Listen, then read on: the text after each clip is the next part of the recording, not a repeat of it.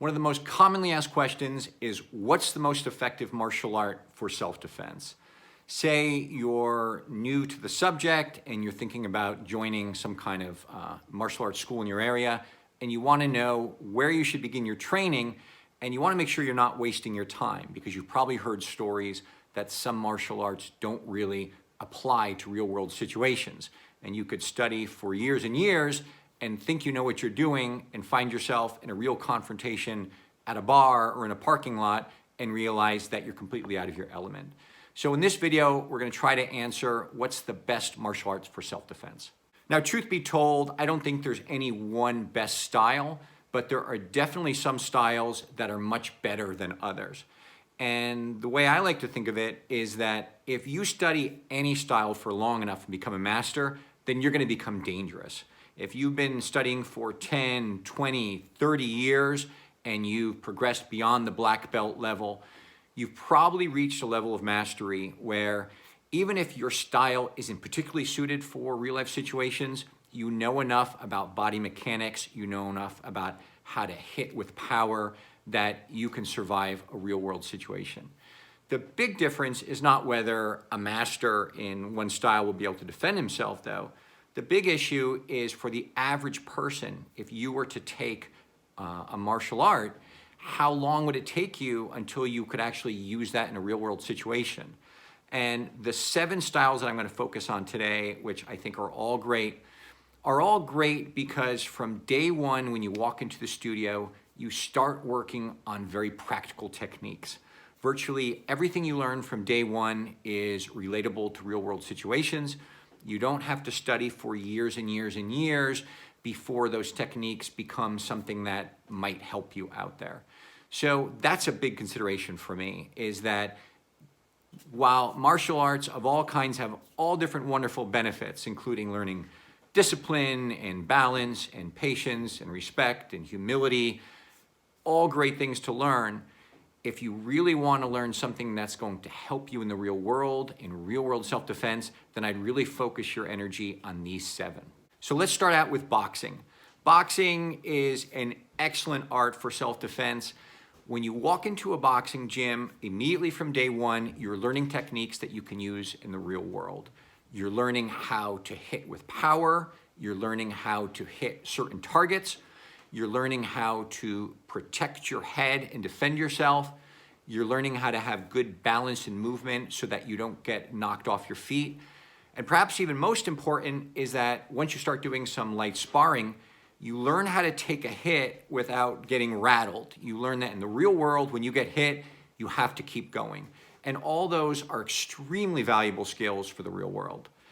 Not to mention the fact that in the real world, most fights start on your feet, which is where boxing takes place. It never goes to the ground.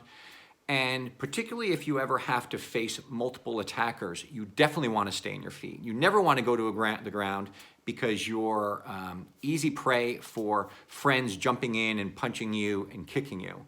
Muay Thai is another striking art that works really well for real-world self-defense. It takes everything you get with boxing, all that good movement and those hard strikes, and it adds in elbows and knees and low kicks. And in a real-world situation, you definitely want to have the opportunity to use elbows and knees if they become available. Kicking is a little riskier because anytime you're on one leg, you risk getting knocked to the ground. But there's some times when a low kick makes terrific sense. Kicks to the groin are great in the real world. Kicks to the knee can help. If some guy is charging at you, a good kick right to his midsection can be very effective. So while Muay Thai doesn't have any grappling or ground fighting at all the striking that it does are excellent for real-world self-defense. Now I'm going to talk about 3 grappling arts that are great for self-defense. The first is Brazilian Jiu-Jitsu. BJJ is extremely popular now in America because there's a lot of UFC men and women who train in it and have done very well in the ring. And there are some real-world applications for grappling. What's great about Brazilian Jiu-Jitsu is that you can be smaller than your opponent, weaker than your opponent, and in that case, it's not always a great idea to kind of exchange punches with them.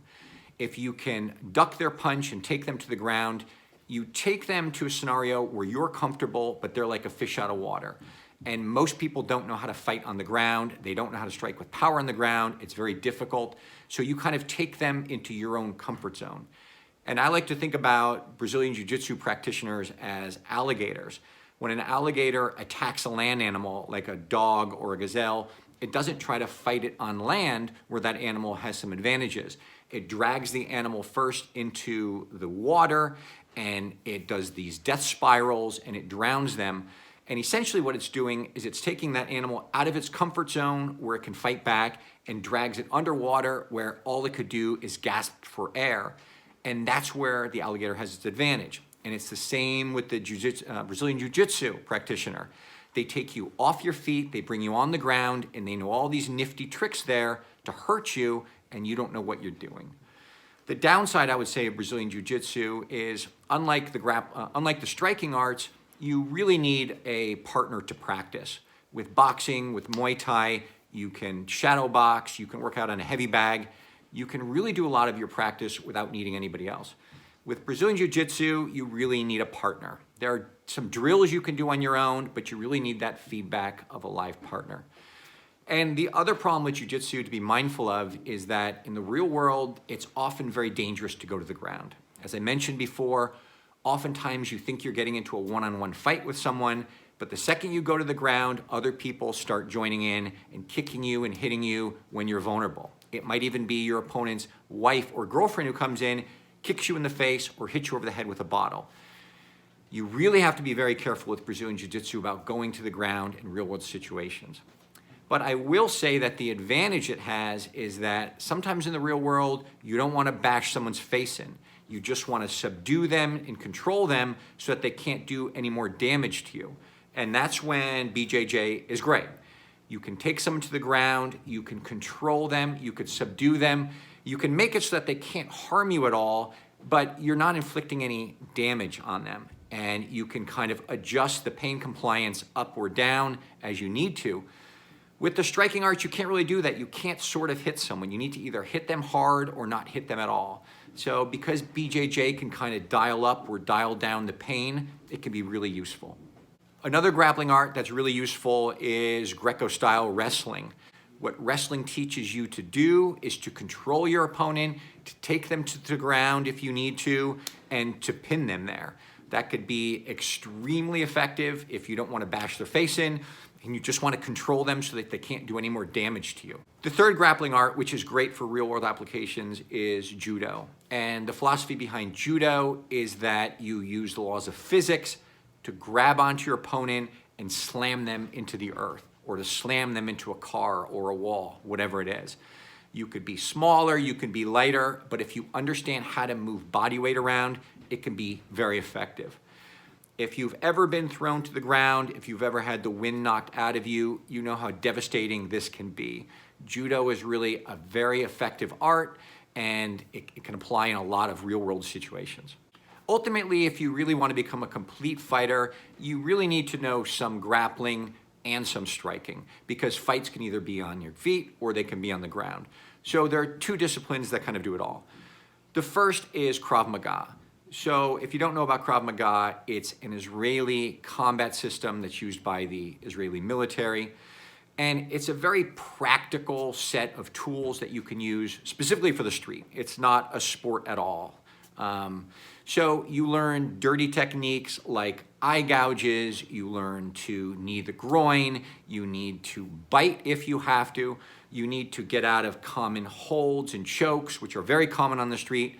You learn to strike with fists and elbows, knees and feet, and you even learn a little bit of grappling, although the philosophy behind Krav Maga is mostly if you get taken to the ground, defend yourself and try to get up as quickly as possible.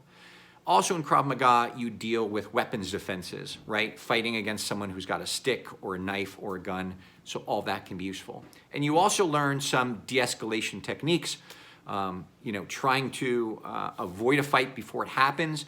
And a lot of other sports don't really pay any attention to that, but Krav Maga excels in that. The other martial art that incorporates all kinds of techniques is if you went to an MMA gym. So a mixed martial arts gym has striking, and it has grappling, and it has ground fighting. It really kind of runs the gamut, and it will certainly toughen you up. If you've ever walked into one of these gyms, you know that they can be kind of intense. It may not be for you in the sense that, you don't want to get hurt. You don't want to be doing all those kind of, all that heavy sparring with people. But it can definitely help you become a better fighter if that's something you want to do. And the one thing that MMA doesn't have that Krav Maga has is there's no practice dealing with multiple attackers, and there's no practice dealing with people who have weapons, and there's also no emphasis on trying to de-escalate a situation or avoid a fight. But what MMA style fighting has over Krav Maga is they have a lot more intensive sparring. And this way you can pressure test your techniques and make sure they really work.